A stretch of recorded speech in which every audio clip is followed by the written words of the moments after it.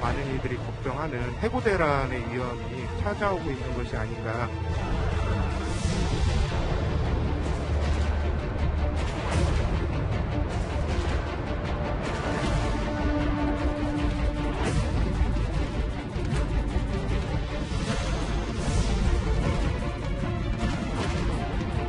전 국민에게 1인당 50만 원을 즉각 지급하라.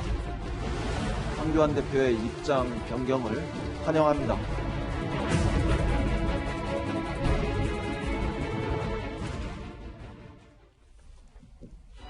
예. 경기 침체가 이렇게 장기화되는 가운데 삼성전자를 시작으로 산업계 1분기 실적이 조금씩 윤곽을 드러내고 있습니다. 삼성전자는 반도체 부분에서는 선방하며 양호한 실적을 기록했지만 마냥 웃을 수만은 없습니다. 이 소식부터 좀 차분히 풀어보죠. 이현정 의원님. 네. 제목 그대로고요. 여기도 나와 있습니다.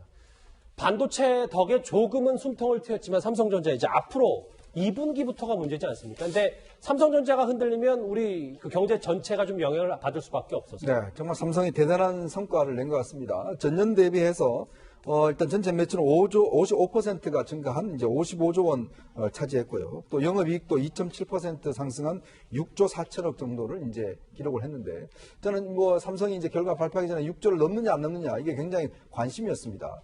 나름대로 이번에 반도체와 그다음에 이제 이번에 새로 출시한 S20이 상당히 성과를 내면서 나름대로 성과를 냈습니다. 근데 문제는 지금 세계 각국에 있는 삼성전자 공장이나 다른 우리나라 기업들 공장 같은 경우에 지금 가동 중단된 데가 꽤 많습니다. 그렇죠. 그러니까 그나마 그래도 이렇게 반도체가 어떤 면에서 뭐 유지한다는 것은 그나마 이 코로나 전국 이후에 경기가 상승할 것이라는 조금의 기대감 때문에 사실은 이제 반도체 가격이 떨어지지 않고 있는 거거든요. 그나마 우리가 버티고 있는 상황인데 문제는 이제 앞으로 2분기가 이제 본격적으로 될 것 같아요. 지금 미국이 일단 지금 뭐 모든 걸 문을 닫았고 중국도 언젠가는 지금 뭐 실업자가 거의 2억 명이다, 1억 명이다 지금 나오고 있는 상황 아니겠습니까? 즉 이 사태가 뜨면서 뭐 장기화될 경우에 삼성도 사실은 버텨낼 수가 없는 상황이 된다.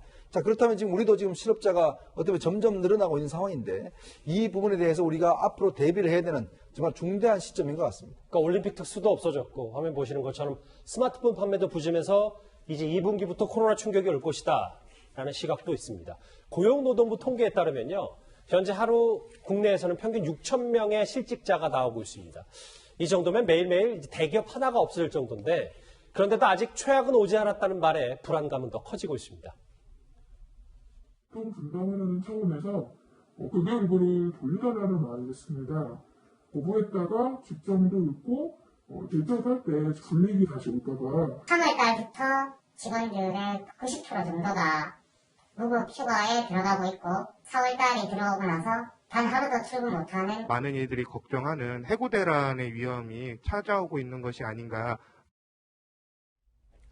정 변호사님, 저하고 화면 같이 볼게요. 일단은 지금은 대기업 중심으로 이 고용 한파가 몰아치고 있지만 앞으로 이게 기침을 크게 하면 밑으로까지 번져서 중소기업까지 앞으로 실업 대란이 오면 이게 지금 2분기에 걷잡을 수 없는 것 같습니다. 그렇습니다. 지금 실업급여 신규 신청자가 지금 19만 1,000명으로 추산하고 있는데 이게 지금 작년에 비해서도 그렇고 이게 그 한 달 동안에 그 실업을 한 사람이 지난 3년 동안에 은행에 그 구조조정 숫자가 더 많다는 겁니다. 문제는 이것이 더 폭발적으로 들어와서 5월 달에 되면 더 감당을 못할 건데 지금은 그래도 아주 그 자영업이나 중소기업 그쪽 위주로 되고 있는데 이것이 이제 대기업이나 중견기업까지 이제 직접 몰아치게 되면 우리 경제가 감당을 못할 가능성도 있습니다. 특히 이제 저 통계에는 무급휴직이라든지 그런 통계도 빠져 있거든요. 근데 실질적으로 무급휴직 같은 경우에는 임금을 받지 못하게 되니까 사실상 실업인데 거기서 통계에 안 잡히는 거거든요. 그래서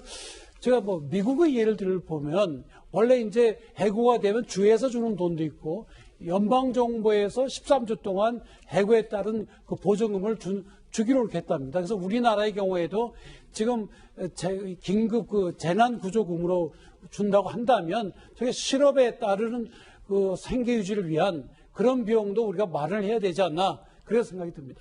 자, 그런데 엎친 데 덮친 격으로요. 지난해 나라 살림이 역대급 적자를 기록했습니다. 저하고 화면 같이 보실 텐데 국가 부채가 사상 처음으로 1,700조를 이렇게 넘어섰습니다.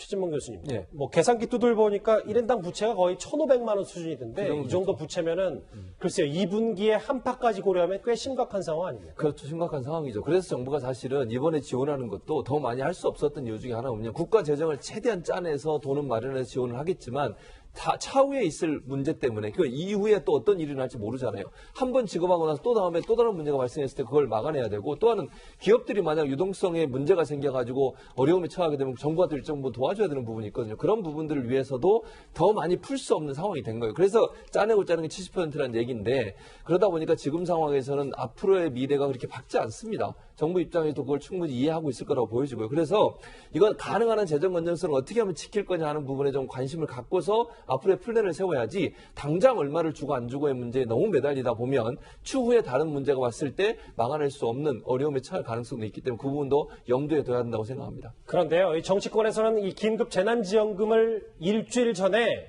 당정청이 경론 끝에 결정을 해놓고도 이제는 전 국민에게 다 주겠다, 아니다, 계속해서 오락가락하고 있습니다. 첫째, 전 국민에게 1인당 50만 원을 즉각 지급하라.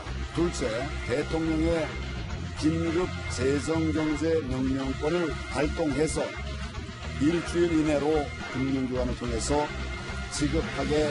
황교안 대표의 입장 변경을 환영합니다. 가능하다면 4월 중에 지급을 마칠 수 있도록 속도를 드리겠습니다. 이를 위해서 미래통합당의 긴급 여야 원내대표 회동을 제안합니다.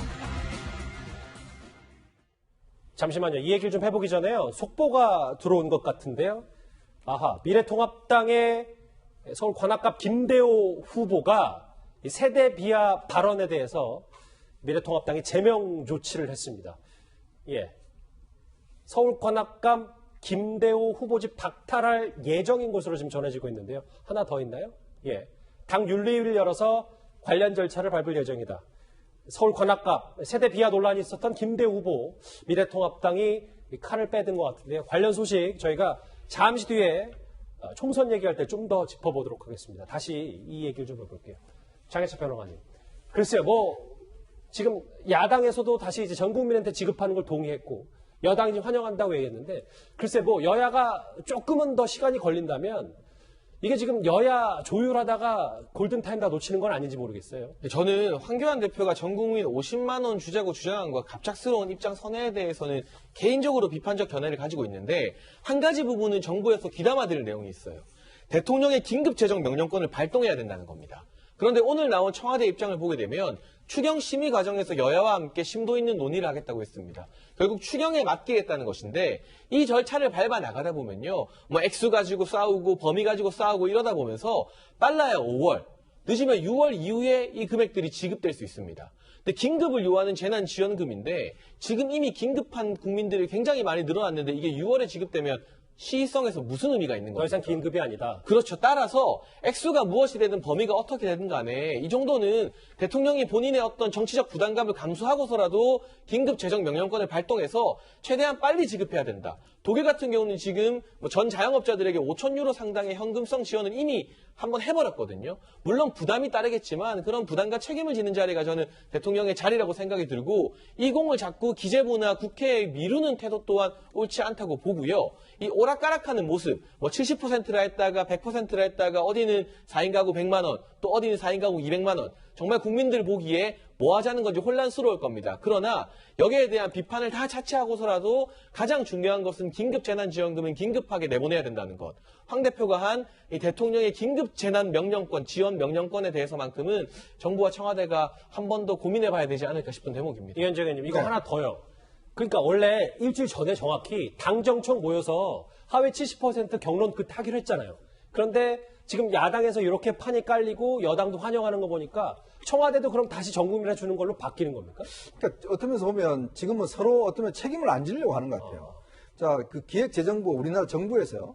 하위 50%에 대한 기준은 다 갖고 있습니다. 재산이나 이런 상태를 다 갖고 있어요. 왜 홍남기 부총리가 50% 이야기를 했나 하면 50%로 설정할 경우에 바로 정부가 가지고 있는 기준과 그렇게 다 돼 있기 때문에 바로 지급할 수 있는 상황이 됐어요. 근데 문제는 예. 이게 70%로 늘어나면서 이 사람들을 새롭게 분류해야 되는 그 상황이 된 겁니다. 그러니까 홍남기 부총리가 굉장히 이제 곤혹스러워했던 것이고, 문제는 이제 또 지금 이 황교안 대표가 이 다 주자고 그러니까 또 여당이 바로 기다렸다는 듯이 지금 다 주자고 이야기하는 거 아니겠습니까?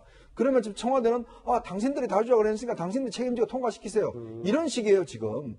그러면 이 문제에 대한 이 나중에 문제는 누가 책임질 겁니까? 그러면 청와대는 아니 여야에서 다 주자고 했으니까 여야의 책임이다 이렇게 떠는 게 아니겠습니까? 그럼 이게 언제 또 결정이 될 거예요?